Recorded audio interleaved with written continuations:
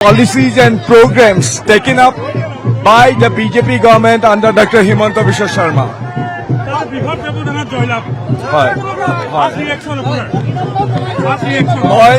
মই অসমৰ সমূহ ৰাইজক আৰু দিছপুৰৰ ভোটদাতা ৰাইজক মই মোৰ ধন্যবাদ আৰু কৃতজ্ঞতা জনাইছো।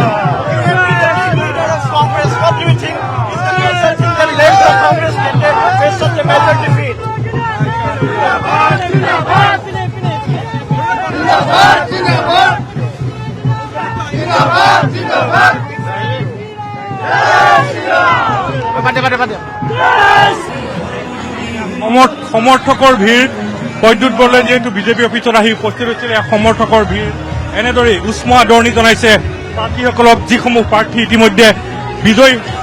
এয়া এক স্বৰ্গীয় অনুভূতি, ভাষাৰে প্ৰকাশ কৰিব নোৱাৰি। Thank U.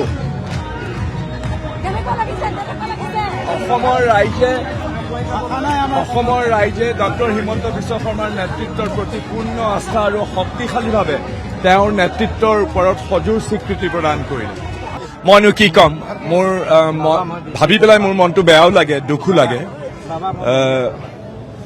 ভৱিষ্যতে নিজৰ দুৰ্বলতাসমূহ আঁতৰাই অভিজ্ঞতা হ'লে তেওঁ নিশ্চয় আকৌ অসমৰ ৰাইজৰ সেৱাত আত্মনিয়োগ কৰিব বুলি মই আশাবাদী।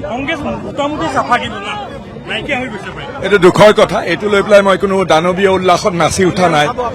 আৰু তেওঁলোক আচলতে মাটিৰ পৰা বহুত আঁতৰত আছিলে, totally disconnected from the ground. Thank U.